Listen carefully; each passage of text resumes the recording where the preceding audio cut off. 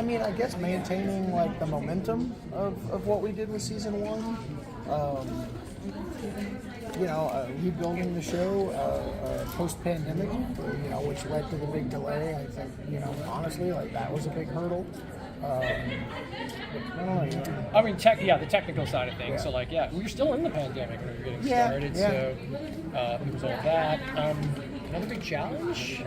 I mean, the show is enormous. The show is ginormous. The amount of places we go, the amount of new characters you meet in season 2. Everything needs to be thought up and designed and drawn. So we have an incredible production team. They work their butts off, but the scope is still so big that even with the best team in the world, it's tricky. It's difficult. But they do it. And the goal is that it's an escalating show. That when you look back on season 1, you go, "Oh my gosh, I can't believe they started here and expanded to this point." So things should get a little bit bigger and a little bit more intense as each season goes. And so maintaining that momentum is a tough balancing act. And you also want to make the show look better even every season. You want to improve on that. So there's always that. So lots of challenges. So the season 2. Oh, sorry. Yeah, I think we're going to do a thing in order. So since you came in late, we'll go ahead and do it. Sure. This is Tatiana King from All News. Thank you so much for being here.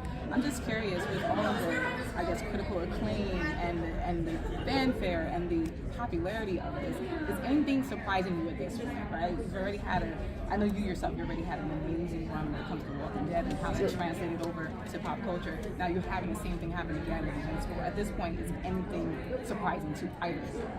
Well, I mean, the memes and the prevalence of them all is super cool, but also somewhat alien to this aged individual. But yeah, it's great. I mean, I don't know. I try not to take anything for granted. I didn't know how people would respond to this. I mean, this is an hour-long animated drama that's never really been done before.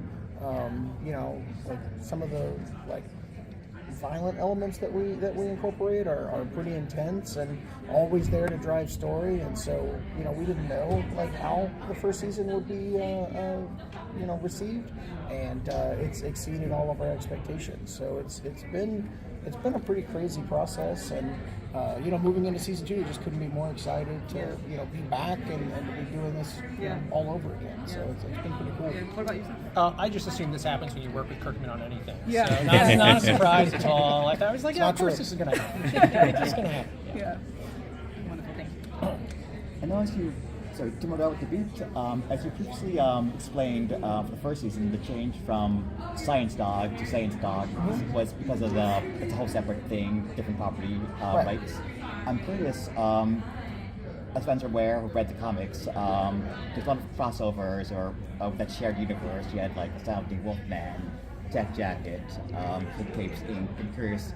And Brit, I'm curious if those properties are also off the table, or are they fair game and potentially appear in the show?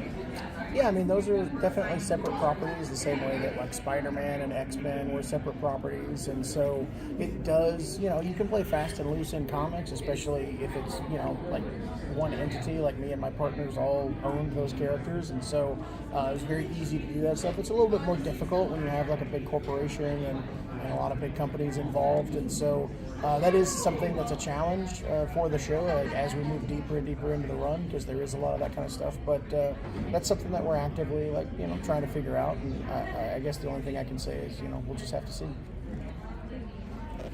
Leah, you're the Mary Sue. Talk about casting maybe for season 2 or seasons out. There's such a range of performers from the comedy world, the superhero world, the Walking Dead world. Yeah, I mean, I think that we always try to think of the best actor for the role, and I love that we have a wide range of, not only do we have big movie stars like Seth Rogen, but we have great actors like Gray Delise, she's an excellent voice actor who's done, a ton of different things, and it's great having, Kevin Michael Richardson and, Sterling K. Brown, in scenes together, that's a lot of fun. And you've got absolute lunatics like Jason Mantzoukas and Ben Schwartz that just will not do our dialogue no matter how hard we try to get them to do our dialogue exactly the way that we've written it, and it's just a great mix. Like it keeps the voice sessions super interesting. I think it's that diversity that actually brings something really great to the show. Is we try to find, and we have again, like you said it, Linda LaMontagne is our casting director, and she just brings us a great variety of names. And we always ask for like a wild card pick. We're like, who's the craziest person you think of in this role? And she gives us a couple names of people we might not consider, and you're like, wait a second, actually, and then we talk about that. So I think we're very lucky that again we have such a broad cast in so many different ways, and they really just they all bring something different, something special to the show that you can't get anywhere else. Nice. Mike, Geek Vibes Nation. So I was wondering what you would say was the major theme of the second season. Major theme of the second season. Go. Well, I mean, like, redemption. What we sort of talk about is season 1 is about Mark wanting to become his father. You're growing up, you want to be your parent. In this case, you want to be your dad. His dad's a great superhero. Season 2 is Mark being terrified that maybe that could happen. So that's sort of a big thing we explore, is that fear of now, like, I wanted to be my dad, but now I don't want to be my dad, but maybe that's not up to me anymore. Maybe that might happen anyway. Yeah, it's like the burden of legacy, like he had all these expectations on him because Omni-Man was the greatest superhero that ever lived, and he was worried he wasn't going to be able to live up to that in season 1. And then in season 2, it's, a completely different burden that has emerged, where now it's like, oh God, are you as bad as this guy? And he's constantly having to prove himself time and time again that, he isn't Omni-Man and he doesn't have that potential in him. And we'll see at times, he's very worried that he may be wrong when he says he doesn't. Isla Ruby, The Cosmic Circus. Can you talk a little bit about the villains of season 2? I know there's been some talk about Einstein Levy and alternate universes, and then how do you keep them fresh? Well, I mean, I think that as far as like the multiverse thing goes, because Angstrom Levy is a very multiverse-based villain, we're doing multiverse stuff extremely differently than what everyone else is doing. A lot of the other multiverse stories are about like bringing in sandboxes of days old, and having actors that you may be familiar with, like coming back to reprise roles that you are dying to see them play again.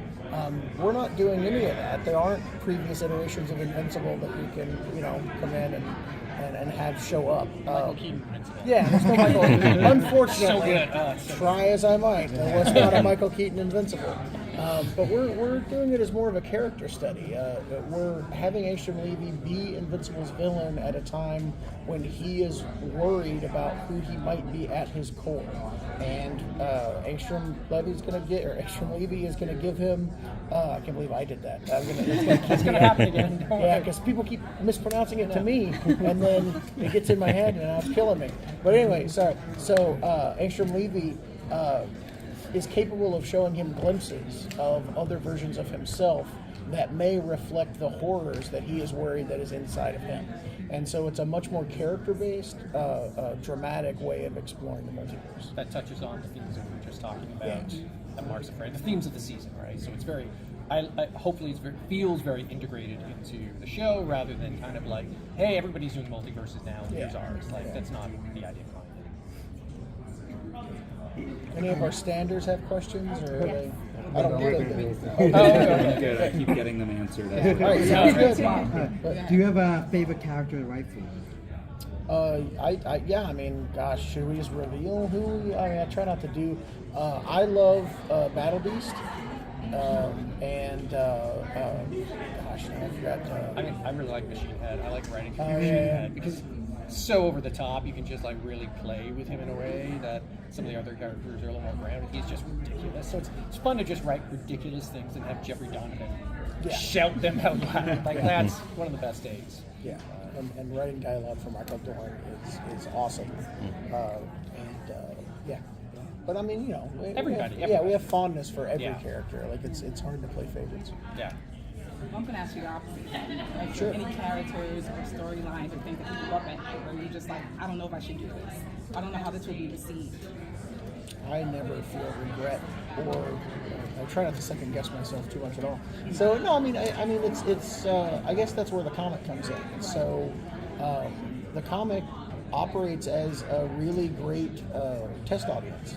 so we know how people reacted to the storylines that we're going to be doing in comic book form. We know that, the level of popularity, and we also know how different aspects of those stories affected the fan base, because I was very active with the fan base along the entire run of the comic book series, doing letters columns, going to conventions, interacting with fans, and so I know, that really upset people, and it's good when that was the idea. Like, some stories are supposed to upset people. Sometimes we are pushing boundaries and doing, crazy things. And so, I don't really lay awake at night going, oh gosh, should we do that story again?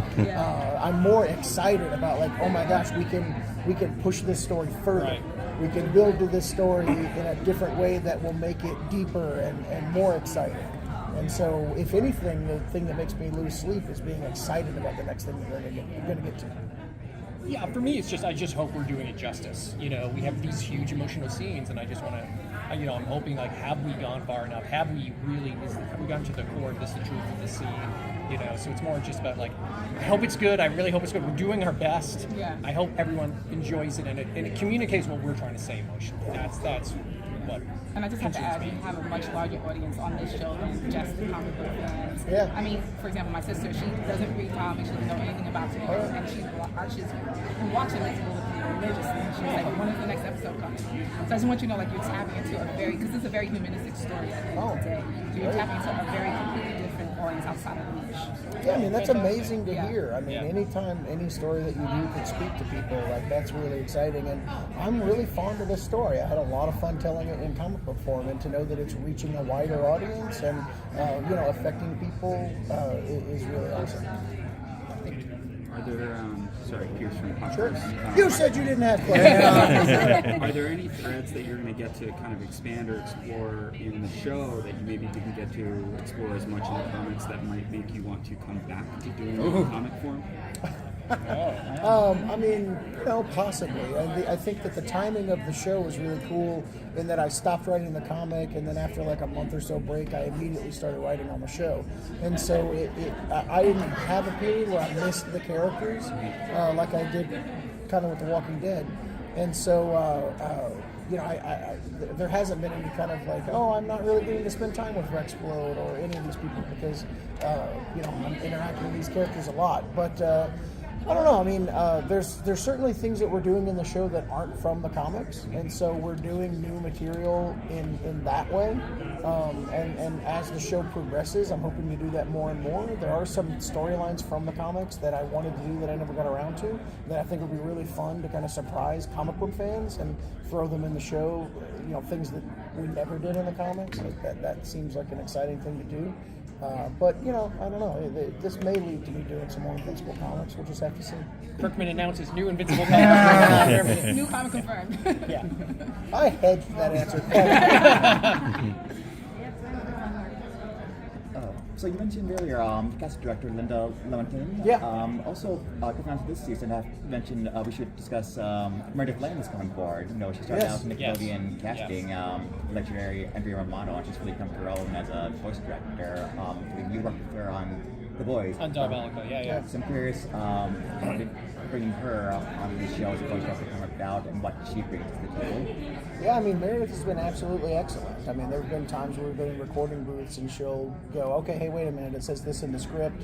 Should they be doing it this way or this way? And we're like, oh, we didn't think about that. You're right. Oh my gosh. So she's just a tremendous help. But also, the logistics of doing voice recording, you oftentimes don't have people in the same room. So someone is doing one side of the acting, and then months later, someone else will do the other side of the acting. And she's not only able to lock in the one person's performance, but she's the person that they're playing off of when they're doing their lines. So, Jason Mantzoukas and Walton Goggins will be in a scene together, but Meredith does the scene with Walton Goggins, and then she later does the scene with Jason Mantzoukas, and she's able to steer them with her performance to make those performances mesh, and that's an art in and of itself, and that's something that we lean on for her on the show in a tremendous way. Yeah, we're lucky to have her. She's excellent.